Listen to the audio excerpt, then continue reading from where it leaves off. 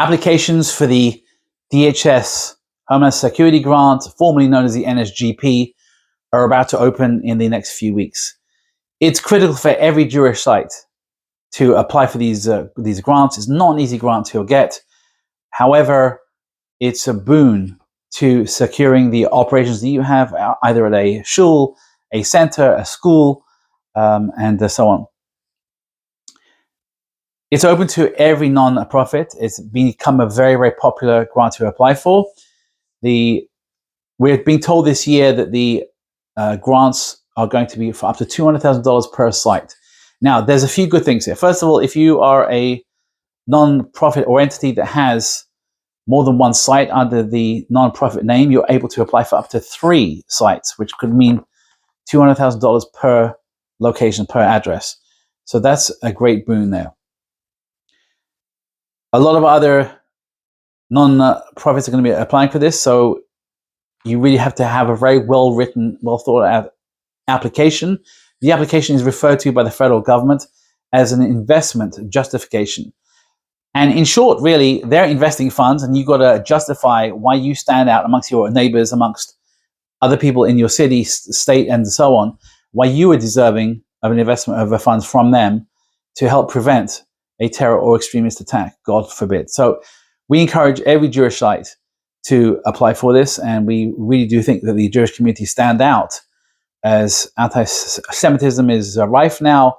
The rise in attacks and rhetoric against the Jewish community is at all-time highs. We truly believe that you should use this tool to help protect the operations that you have. Now, number one, how do we start this whole process? Well, the first thing you do is, whether you've had one done in the past or not, is to review a security assessment and get it done again. And I say get it done again because I always like to have different eyes on a location to see where it's weak and strong. In daily operations that I have in the security business for the community, I will many times ask people to come to my sites. I'll go to theirs. We're always learning. And ultimately, many times I will learn new things. Sometimes I'll learn what not to do. But mostly I'll learn some really good insights as well. So it's the same kind of a thing as when we go to a site, we're thinking like an attacker, we're thinking like a terrorist, we're thinking like someone who wants to break in and do a damage.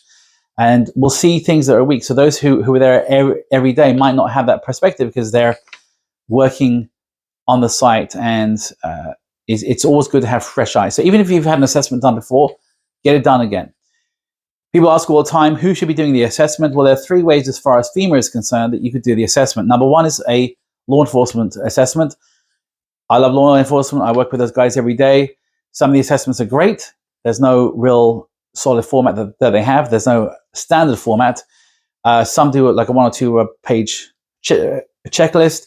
Others do, I've seen 35, 40 pages as well. Ultimately, the items that you want installed on your site have got to be backed up by what's in the security assessment.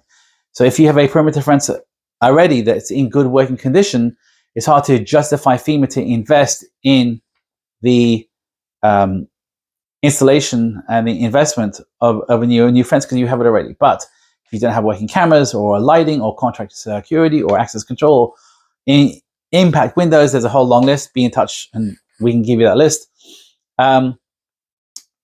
Then it's hard to sell FEMA that they should invest in you versus those who are applying as well. Nationally, I believe last year, 44% of applicants were awarded. So you can tell there's a lot of people who look at this grant as a critical tool to enhancing what they're doing. There's only so much that is appropriated by the federal government, and you really have to tell a compelling story. The second way of doing the security assessment is with a private security company. I've seen some really good ones as well, just like with law enforcement. And again, it's really got to be clear, telling the story where you're weak, where you're strong, what's missing, and so on. The third way to do an assessment is you could actually do it yourself. There are tools online. You're able to do that. I personally recommend either law enforcement or private security. I think you should leave certain things to those who are in the business. But just so you know what those three options are.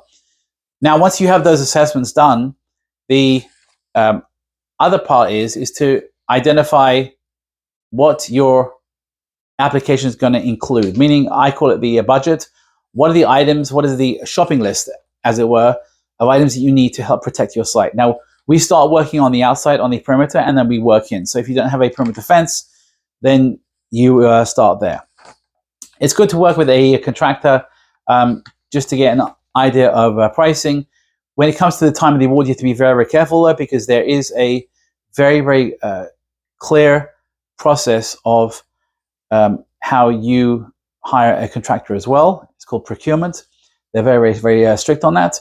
But you can get an idea of, cost of cameras, fencing, and so on. Now, some of the items that you could get, as an example, are impact-resistant doors and windows, fencing, alarm systems, security camera systems, fences and gates, access control systems. Those could be locks on doors, swipe access, and so on, fobs, backup generators even, and also contractor security personnel as well to have on site during operations. For the full list, please be in touch. We'll be happy to get that to you. So this is all great. You have the assessment. You have an idea of the items that you want. But to actually use this as an application for security, to secure your site, if, God forbid, there is a terror or extremist attack, what are you going to do? So a great way to break this down is to use what's called the 4 Ds. It's a security strategy: deter, detect, delay, and defend. So how do we deter? Well, we deter by, let's say I'm driving by your school or shul or a center at night. I want to see, is it well lit? Is there an alarm system? Is there security there? How easy is this place to break in at night?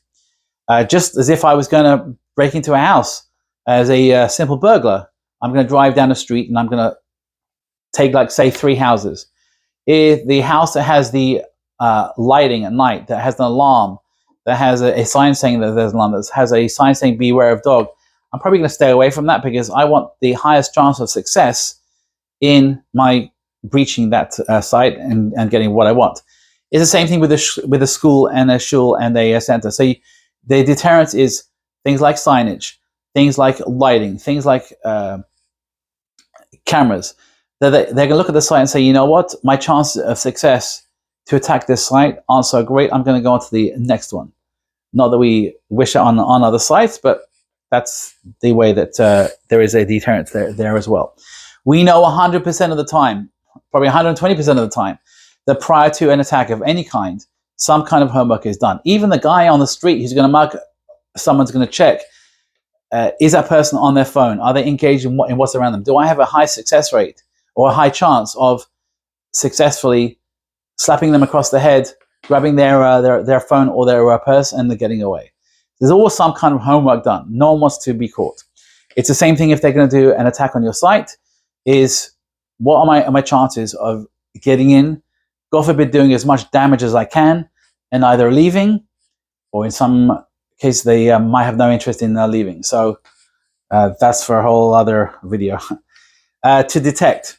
So the number 2 is we detect by using motion sensors, surveillance systems like cameras, and that people know that they are being watched, that they're being seen. We know as a fact in the security world at Jewish sites constantly that there are people who are taking videos. It could be during operations, it could be at night. They even have the chutzpah to walk straight up to you and just a video. So we want them to know that they're being seen. A lot of the time you'll miss that. Even good security personnel, I've seen cars driving by with the window down, and they're holding a camera there. So we know that homework's being done. Of course, these days, people are even flying drones over sites as well.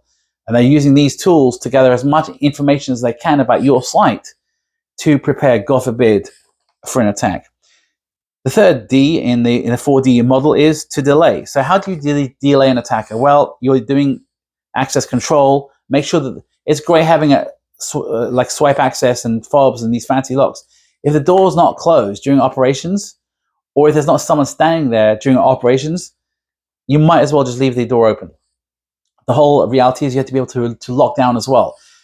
Our goal in security, and I'm going to be honest with you, I'm in the business of security, but anyone who's running a shul or a school or a Jewish center, you're a security head. You might have personnel on site that are outsourced. Even better is someone having who's actually on site as well, who's part of your staff. But you have a responsibility to own this and to say that if there is a lockdown or anything like that, I know what I'm going to be doing. My staff know what they're going to be doing. We have very, very clear roles that we also drill. They have to drill excessively, but everyone knows what their roles are in slowing down the progress of an attacker and speeding up the response of those inside to be able to lock down, take a shelter, and if need be, to defend as well. And to defend is the fourth of the 4Ds. And really, it's not something that we like to talk about, but it's a whole reality that we have. A lot of times, sites will outsource to security companies. If, God forbid, your security officer on the outside is taken out, does that mean that your whole operation is at huge risk now?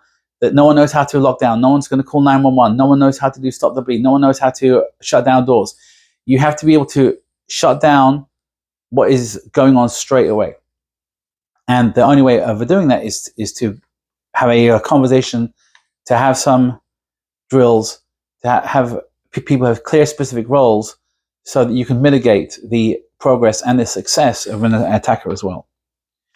Going back to the grant is a great, great tool to help protect your site. Now, the cameras are not going to call 911. The cameras are not going to defend against an attacker. So these are just elements that you have. These are layers in protecting your site and making sure you can focus on the operations in a safe and secure environment. Your congregants or your students would be able to also function without fear, and that you know that you've done your job to the best of your ability and you're equipped to deter and to delay the progress of an attacker. For any questions, please be in touch. Always happy to help, either with the grant process or with security questions.